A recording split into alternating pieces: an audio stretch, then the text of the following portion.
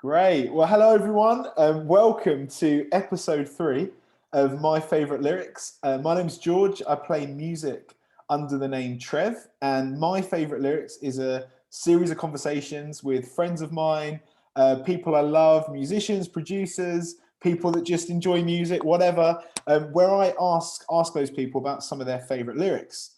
And I'm very excited tonight. I think we've both just about finished our dinner and jumped on this call. Yeah. But I'm very excited to have the amazing Daudi Matsiko with me. Daudi, how are you, man? I'm good, man. How are you?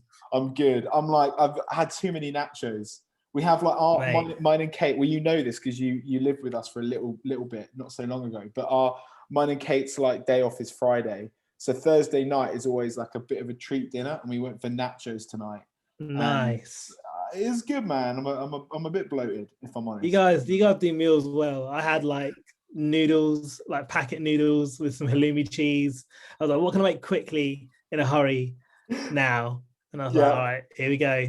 Student living, as if I'm still like 21 or something. I know. Someone said to me the other day, they were like, they were saying there's a point of adulthood where you have to have the conversation with yourself that you can no longer eat like you're still at university or college. I'm like, I think I'm only just beginning to have that conversation with myself. I'm like, okay, I need to start, forming some good habits. I've got into better habits though. Like when I first moved here in Sherwood after living with you, I was like getting takeout all the time and just being really lazy with it. Just like loads of sugar, loads of fat, and just like, come on, mate, you got to get it together. It's so easy in lockdown as well. I feel like that's been, a friend of mine was saying today that he feels like he's basically single-handedly kept Uber Eats going over the last year. Just because it's so, I mean, it's been one of those things, isn't it, where kind of so much time at home. Delivery I've been getting random discounts from Deliveroo, just like, hey, you're a loyal customer. I'm like, oh no. I know it's for some reason, I don't know how this has happened. It must be like data sharing or whatever, but there's so many takeaways now that seem to have my number, so I get like promotional things, like particularly when I'm like trying to eat healthy. I can guarantee you that I'll get like a text from an Indian restaurant being like 20% off everything tonight. Get a takeaway. I know, man. Weird and wonderful world. But dude, so we know each other quite well. We're both in Nottingham, probably worth mentioning for people. And you were one of the very first friends that me and my wife Kate made when we moved up here, where I think we clicked pretty quickly. I've just, now one of my dearest friends. And and for people that don't know you though, tell us a little bit about who you are, what you've been up to. Just give us a little bit of context for people who maybe haven't heard of Daudi Matsiko before. Cool. So I'm a songwriter, singer-songwriter. I write songs of the sad persuasion. I like to think they're not that sad, but they are pretty sad. I've just finished working on an album. So I've done what's the best place to start? So I made a couple of EPs a few years back. One was called A Brief Introduction to Failure. The other one was called The Lingering Effects of Disconnection. And that doesn't sound sad at all, does it? No, not at all. And they're both two really happy records. They're actually wrapped up under one name now, called An Introduction to Failure. And this is happy, clappy, fun stuff. It's they're kind of quite introspective songs, quite introspective lyrics. Got funny song titles like Sandwiches, which isn't about sandwiches, it's about mental health, having a breakdown. I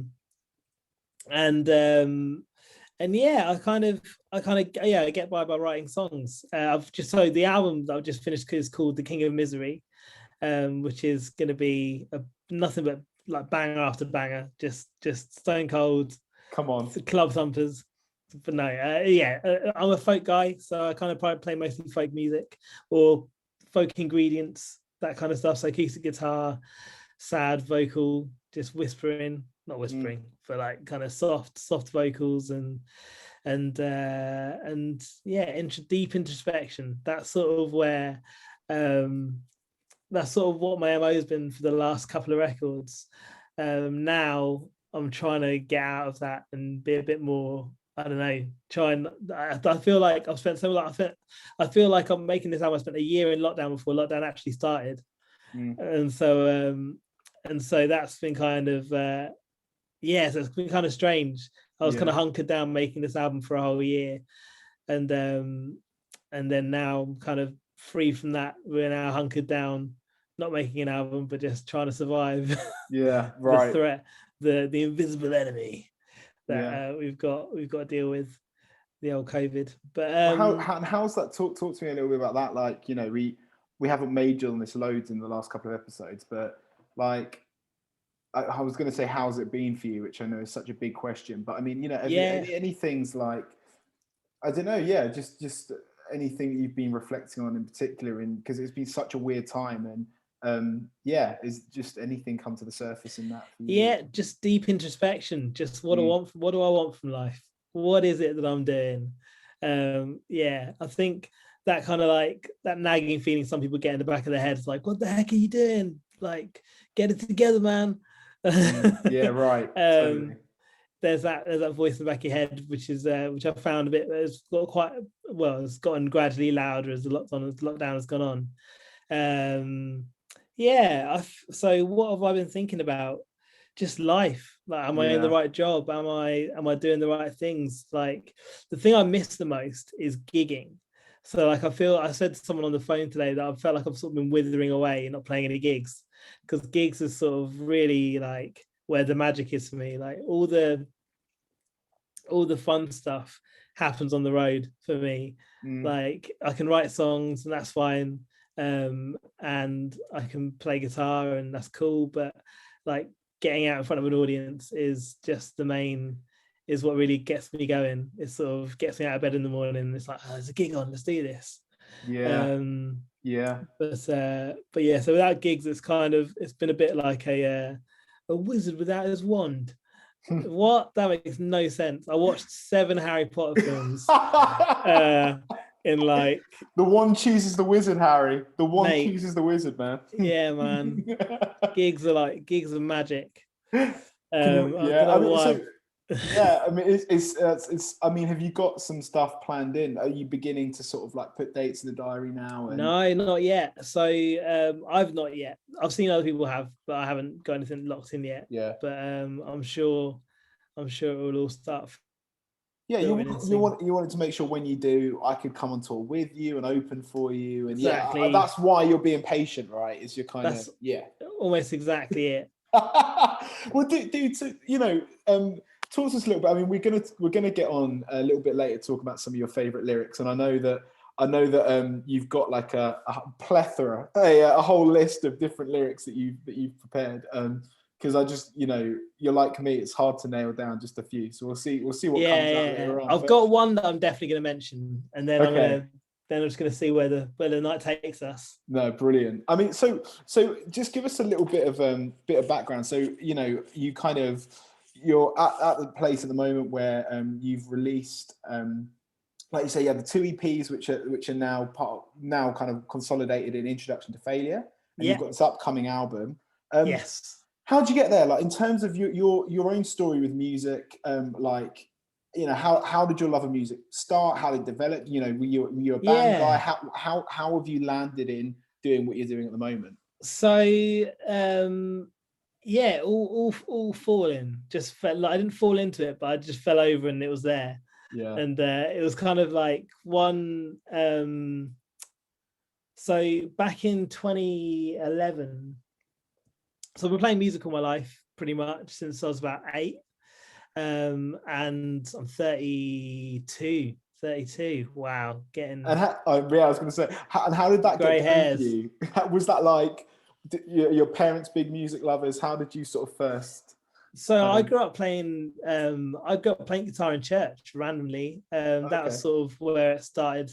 I got guitar lessons and music lessons as a kid. My parents thought it would be good if learning music. They kind of believed that their kids learning music meant they'll become well-rounded people, and so we had music lessons.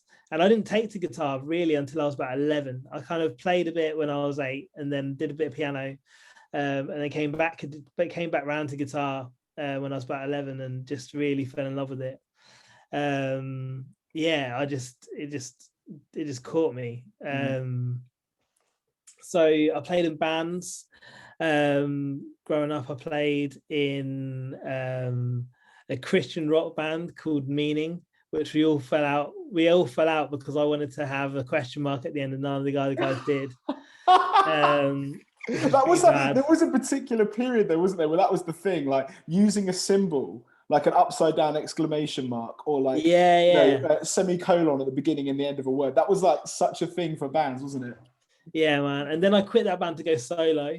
Yeah. And I wanted to kind of like, I didn't feel that because I struggle with like, I don't know if you guys talk about faith a lot on here and stuff, but like I would describe myself as like fairly agnostic, which is probably where that conversation about the question mark came from in the first place. It was like but yeah, so I kind of left the band to go solo, and I started writing my own songs and playing them at shows and stuff. And so by the time I was in sixth form, I was gigging quite regularly and playing music live, and that's really where I got my love for it. And then I went off to BIM. So when I was about 18, BIM is a music college. Great, yeah, based in Brighton. Yeah, it was based in Brighton at the time. They've got loads of places now. They've got like London and Dublin and Berlin. World domination, mate. They have there's a BIM on every corner. They're pretty. Throw a stick, you'll hit a BIM or someone that went there. And yeah, so I went there and got really into the music industry side of things. I worked at One Little Indian Records for a little while. Had a brief stint with MySpace doing just like marketing-y kind of stuff. And I didn't really play live for ages. I kind of fell out of playing in front of people. And then so that's about 2009 when I left Brighton. And I played in a band in Brighton for a while called Les Oeufs, which is the eggs in French.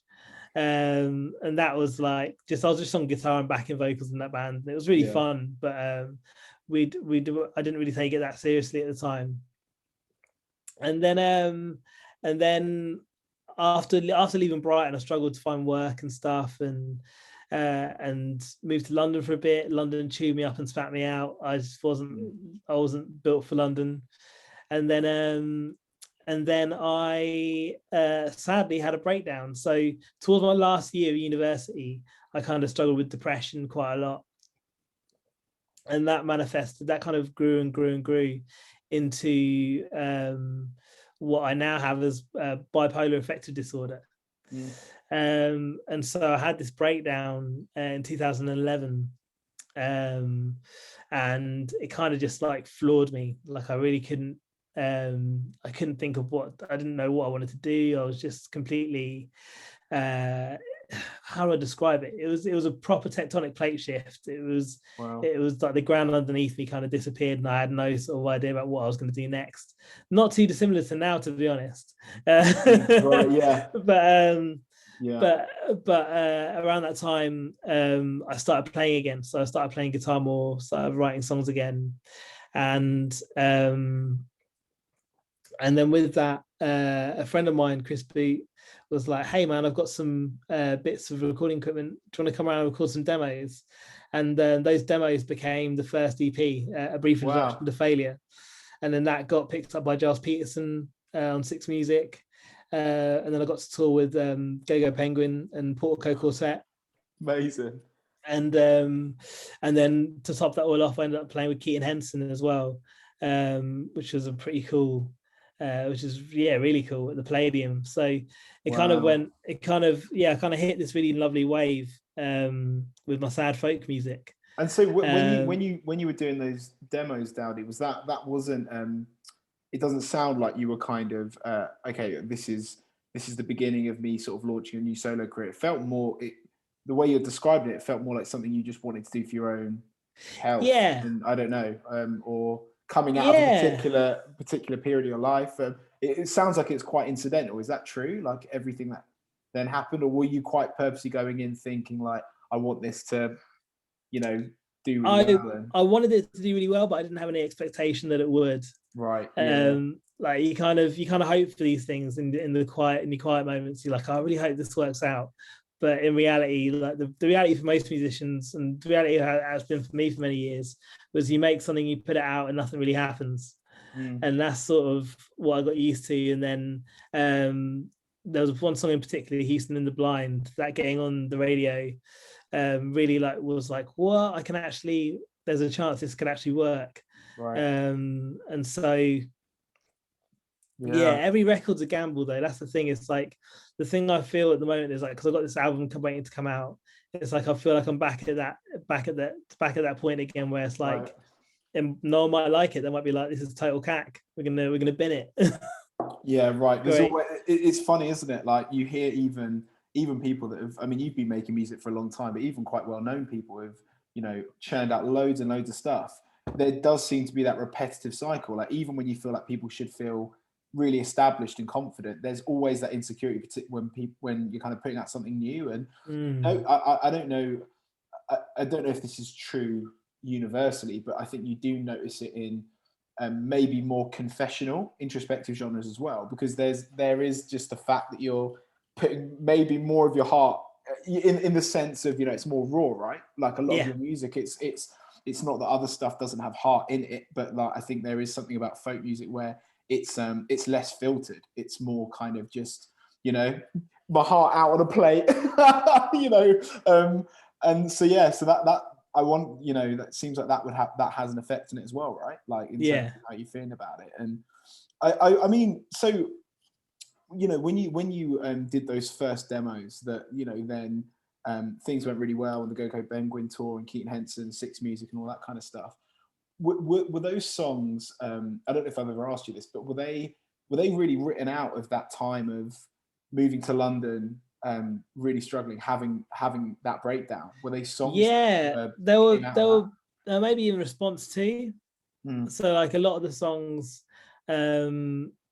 yeah, I was still very much in that like kind of shell-shocked headspace of just having my world turned upside down by my own head, for mental health. And so yeah, I would say they're definitely connected to that time.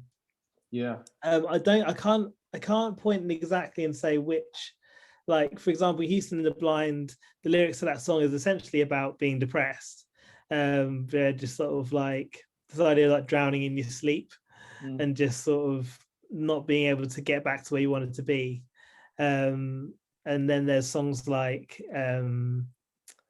and then so then later there was a song called Take Me Out on the lingering effects of disconnection, which was more kind of like a hypothesizing what life might be like when I'm old, and just sort of like after I've been through all this crap and what kind of love I'd hope to receive, if that makes sense. Yeah.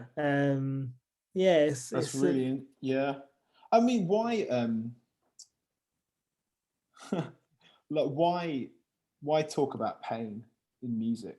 Why do that? Particularly music that other people are going to listen to, like catharsis is a big one, although it's not lasting. I would say that. Like, I heard someone quoting someone else. I think it might be Alanis Morissette, quoted by like someone on the Adam Buxton podcast or something. Yeah. But yeah. Someone said it. Someone said it recently in my ears, and I was like, that makes loads of sense. Where like writing about it might bring sort of like a momentary catharsis, but it's not long lasting. It doesn't like heal the issue. It doesn't necessarily. It's like it's kind of. But I think that's partly why I love gigging so much, because it's the live sharing of it without having to, like, it's like you can be vulnerable, but with music music is like that vulnerability is a bit of a drug, where you get to kind of, when you share those songs with people and you kind of see the responses, there's definitely more in that moment than there is like just making a record and putting it out. Why is that? I'm really interested in that. I mean, I agree in the sense that I think to a degree that's been my experience of playing live as well, and that's why. But why you know, you mentioned the audience reaction. Is it that what's, if you were trying to pin it down? I mean, I know you can overanalyze these things till the cows come home, but like, why is that cathartic? I think it's a shared experience. It stops being one-sided. Yeah, right. The people, if provided you play a gig and people connect with it. If you play a gig and no one cares, then it's like, such is life. Not as cathartic. Yeah, it kind of defeats. You kind of go like, yeah, no one like that. I'm just gonna go away now and do something else or whatever. But yeah, when people come up at the end of a show and say like that really touched me, or like that, or you can tell in the room itself. Like, I got really good at reading rooms. I don't know if I'll have the same like ability when I come back to playing gigs again, of just being able to feel the energy in the room and be able to control it. Mm. And not in a kind of like megalomaniac kind of way, but just sort of being able to like sense the tension in a room whilst the song is playing, and keep that tension going, and then like talk about the song after, or talk about the weather or whatever you want to talk about on stage, but just like kind of bringing a bit of relief. And you can kind of like the shows at Keaton were really interesting for that, where we played the Palladium in 2016, and that was Palladium in London, and that was like the intensity of that room, like 2,000 people all like pin drop quiet listening, and like it's beautiful. And then hearing their response, the applause or the it wasn't cheers, it wasn't hisses and boos, but like just knowing someone else is like right there next to you listening to what you're playing and saying, is something quite special about that. I really like that. I mean, just the I feel like what you're saying is it's the directness of it as well. Like, you find like when the few interviews I watch with people who maybe have careers as doing stand up, but they're maybe also actors in Hollywood movies and stuff. They always seem to reflect on loving stand up the most, because there is this like. Yeah, there's this directness, right? I was listening to something yesterday, Matthew McConaughey interview, funnily enough, and he was thinking about, I think he released a book, and so when lockdown lifts, he's talking about wanting to do some kind of stand-up thing where he just goes and talks about different bits of the book and has some conversations with people. And he was saying like he so longs for that, because even he's obviously a super accomplished actor, but he was reflecting on the fact that like even in doing movies, like that thing goes through 4 filters before it reaches people. You have his expression. You then got the filter of the director, then the lens of the cameras, then the post-production stuff, and then eventually gets to the cinema. And by the time it's there's so many layers between him standing on a set actually delivering the thing, and so it's just interesting you say that, because I've just watched a few things recently where people have reflected on that yearning to be gig situations again, or stand up if they're comedians. That directness is like special, isn't it? Like there's a transference of energy, like there's this sort of like when you sing something down a mic or out loud in a room, there's just something that it's like this from like church, when all people sing together. There's almost like I'm not an expert in this, but there's almost like a healing aspect to that process of everyone singing in one voice and that kind of thing. Or it's really special. It's hard to put into words. It makes me just joining up those two as well, because we met at church. I moved to Nottingham to be a pastor, and that was the context, the space, where our friendship started. But even bringing those things together of catharsis and pain, and even the spiritual side of it, that really interests me, because there are so many of the Psalms, these kind of poems, songs, whatever, in the Old Testament that are written, the directions on them, even the like the saddest, most I guess some of the darkest ones, there are many directions on them for them to be sung together.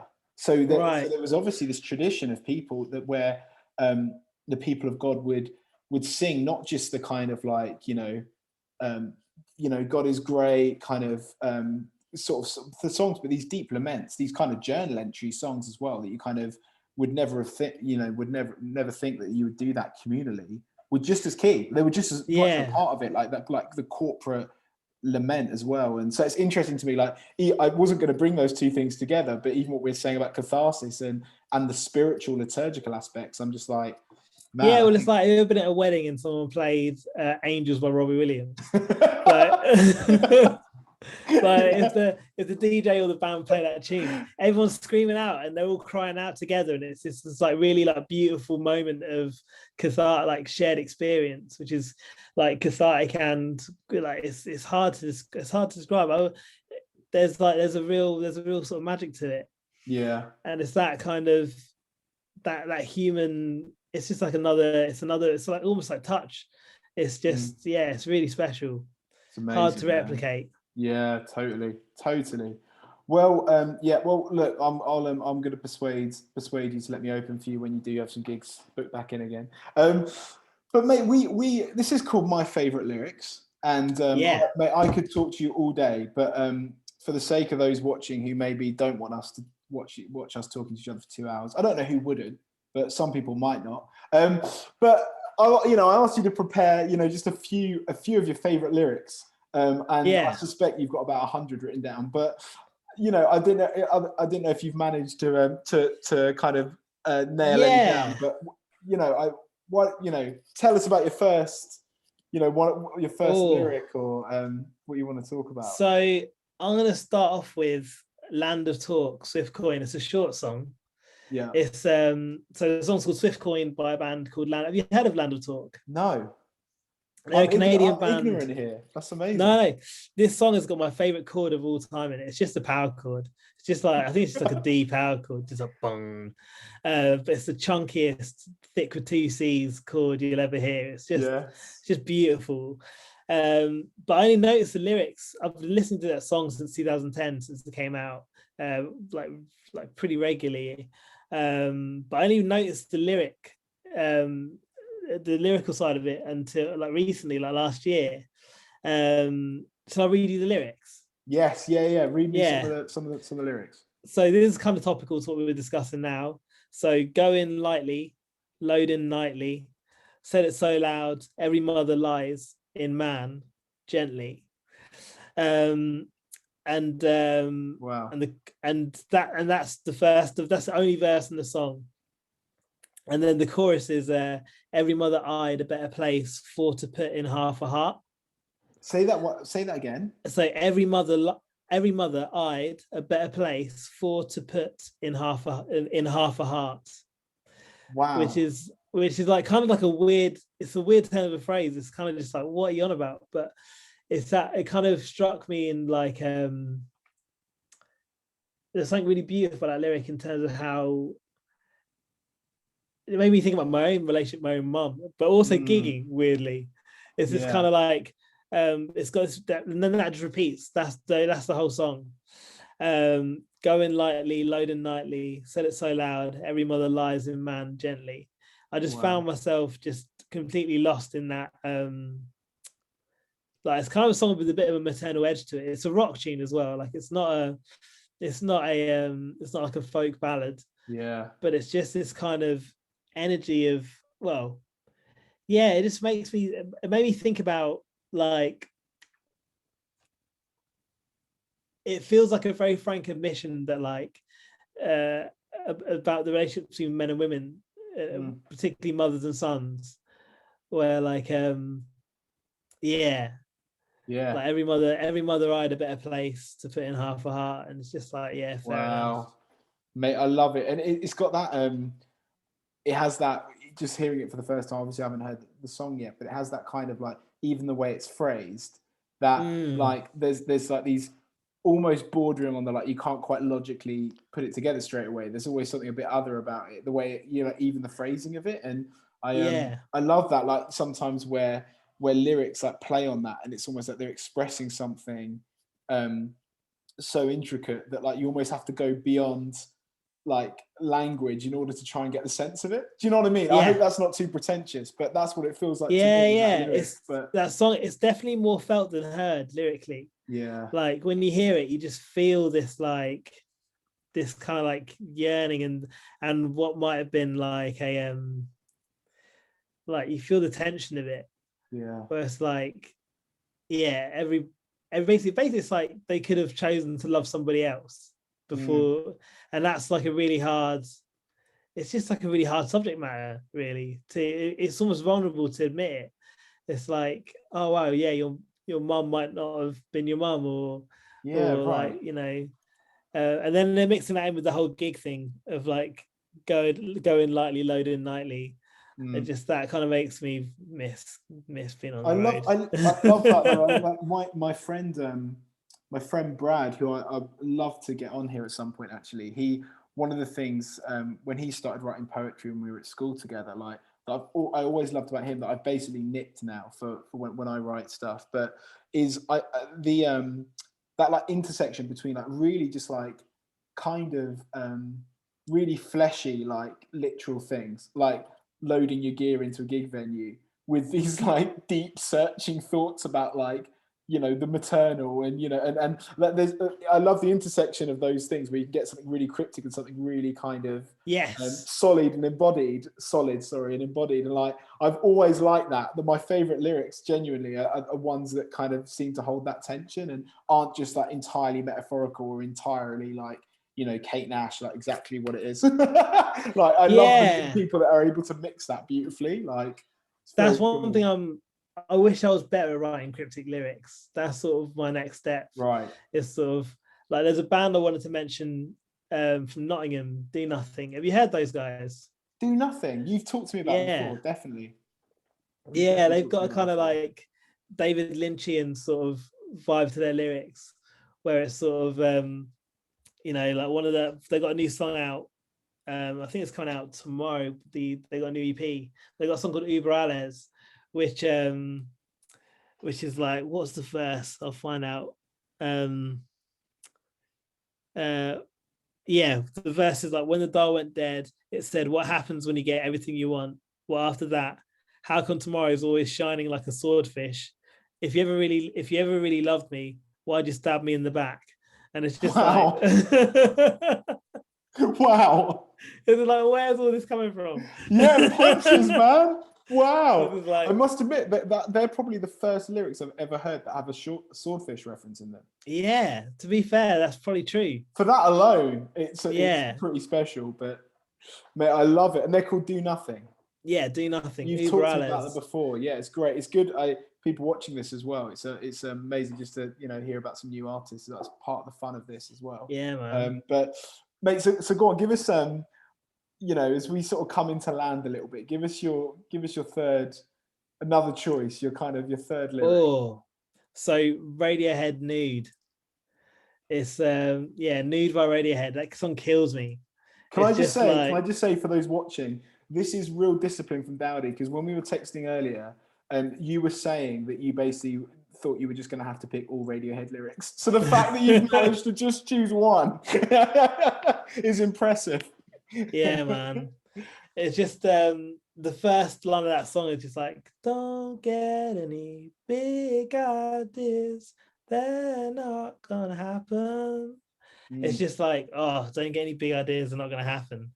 It just, the way it's sung as well. That's the other thing about it. It's interesting with lyrics.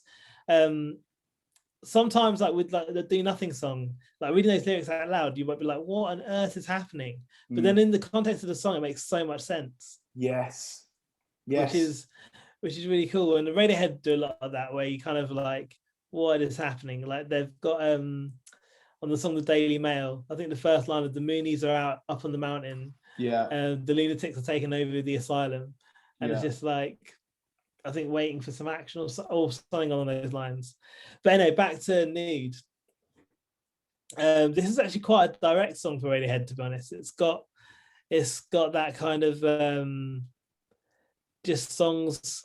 It's just like a song about missing something. But yeah, my favorite lyric in that whole song is "You'll go to hell for what your dirty mind is thinking." Wow. Yeah, it's I think it's one of the last lyrics of the song. It's like, "You'll go to hell for what your dirty mind is thinking." Yeah, and then it goes into the instrumental part, and that just sets me off. It's just sort of like that.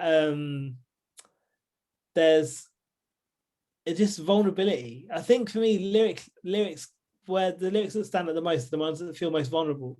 Mm, And Radiohead do that quite a lot, yes. particularly in Nude. Yeah. Yeah. I love one of the I was talking to someone the other day and they were saying one of their favorite lyrics is I think it's no surprises. Is it Mm. first lyric, heart that's full up like a landfill? Yeah. But like you say with the music as well, it's like you say it like that, and it sounds kind of like, you know, I don't know, it sounds like we have a conversation with someone at the pub, but then obviously they're like, heart that's full up like a landfill. It's just like completely. I'm interested in that as well because I mean we sort of set ourselves up for a bit of a fail on this in these conversations, but the reason I want to talk about my favorite lyrics as opposed to my favorite poems or my favorite lines from novels is because the intersection of music and words is often what, you know, you know, often our favorite lyrics are because there is something happens in that moment, doesn't there, where there's music as well, and it completely changes the way something lands. And totally agree, man. And yeah, man, that's great. That's so good. So I as we come into land a little bit, just a sort of a couple of kind of closing questions. So I'm going to ask a really, maybe perhaps a difficult one. Like, what do you, well, I was going to say, what's your goal for your music, right? And that sounds a bit clinical. I don't mean kind of Mercury. It's Kind that of connection. Right. It's that connection of vulnerability. It's like, I don't think you get the connection without the vulnerability for me personally. Like, sure, lots of music is made without much vulnerability. But I don't get my kicks if there's nothing at stake. Yeah, right. It's like you kind of, even, and that's like why that song Nude resonates with me so much, because it's kind of about sex, it's kind of about something else. You know, the chorus is, now that you found it, it's gone. Now that you feel it, you don't. You've gone off the rails. And it's just like that. There's this kind of it's a song where you just feel like vulnerable even saying those words, and like it's just sort of So what is my goal? Vulnerability. If I can be honest and open in a song and just sort of say something that's let it all come out, let's let whatever's in come out. That's the sort of that's the goal, really. And what do you hope people get when they listen to your music? Connection.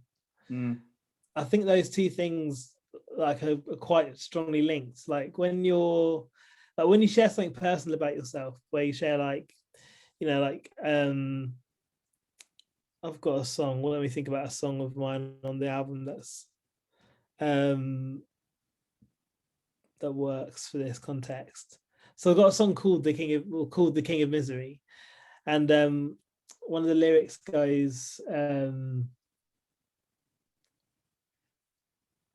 like, divided against myself, this all ends in embarrassment. I haven't got the strength. I haven't got the strength to end this conversation with intent.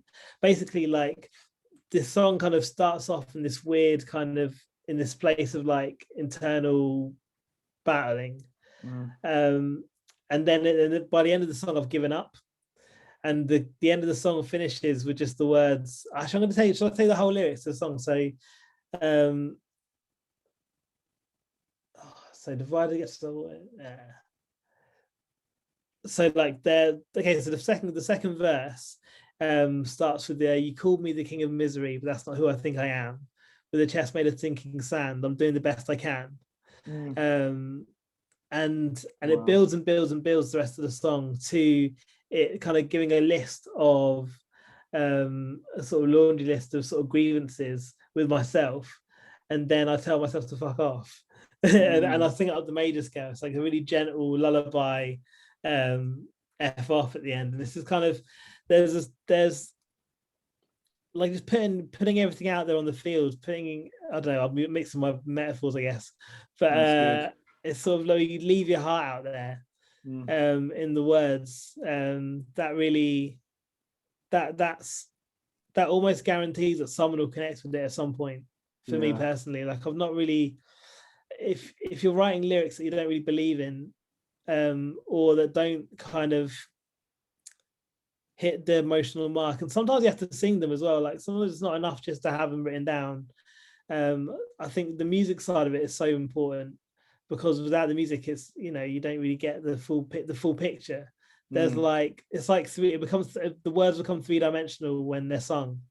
Yeah, It's sort of this kind of, like, you can tell someone, you can tell, I hope you don't mind me swearing, you can tell yourself to fuck off, and you'll be, and that can be quite harsh. That could be, there's so many different ways that phrase can be said that's hurtful. But then once taken into kind of something really gentle and really caring and empathetic, it becomes, it takes on a new meaning in itself. Yeah. And it's almost like in Good Will Hunting, where what a film. What a film. Yeah, when like Robin Williams says to Matt Damon, he's like, it's not your fault. It's not your fault. It's not your, like, by the 8th, it's not your fault. He's like losing it completely. Yeah. The words like sink in. Yeah. And like songwriting is a bit like that. It's a bit like that repetitive, like nature kind of. It's that repeating voice of, it's not your fault. It's not your fault. It'll kind of it breaks through those barriers. Yeah. And you can just say stuff in songs that you would never get away with saying in real life. Yeah. Do you have hope? Yeah. I think what do you have hope for? Oh, good grief. Not much, but something. It's there somewhere. It's around here somewhere. I have to look in one of the drawers, but I've got it. You call me the king of misery, but I don't think that's who I am. There's a nugget. Yeah, man. And that's it. It's like, yeah, what am I hopeful for? Humanity on a grand scale, I guess, but like just the kindness of people. You know, like yeah. Hope. Right, writing a truly hopeful song is truly hard. Yeah, right. Because it's like, I feel like to get, I don't know, maybe I'm just gonna say it. I feel like to get proper hope, you need to have more than one person. Yeah. Like, it's not a lonely word. Yeah, we can't do it alone. I so agree with that. I feel like that's been, honestly, Daudi, I feel like that's been one of my biggest learnings in lockdown. It's funny that sometimes, you know, it's taken not being able to hug my friends and our community and the people, you know, my context in the church. It's ironic that it's taken that for me to realize that how reliant I am, how much, you know, you're right, hope is a communal activity. Yeah, we give it to each other. Yeah. Oh, Douds, I am so grateful that you've come to chat with me, rushing you from your noodles to come and talk about lyrics. And no worries. But dude, I appreciate it so much. And I, you know, for those watching, just remind us again, if people want to check out your music, you've got this new album coming out, just give us a little bit of some details. Yes. Find you. So you can find me on Spotify, all the usual places where you get your music. So just, you can spell my name Daudi, Matsiko, Matsiko. You can see it in the corner; it'll be there. But yeah, so I've got a Bandcamp. If you type in daudi.co.uk, that'll take you to a Bandcamp. Hopefully, it'll be a website there soon as well. Yeah. Right. So you can find me on that. Also, through Name Records as well, the record label I'm signed to. All fun and games. Oh, Daudi. Well, look, I've got to admit at this stage, I have been very, very fortunate, and I've listened to you sent me some early versions of your album, and I've listened to it obsessively, which I feel very lucky about. But I love it, absolutely love it, man. And you know, I know you were sort of joking earlier and saying it's just banger after banger. I contend with you that it is banger after banger, introspective banger after banger, folks. It's gonna be amazing. So, Douds, thanks so much, dude. Thanks for joining us, and I'll see you soon. Love you, man. Catch you in a bit.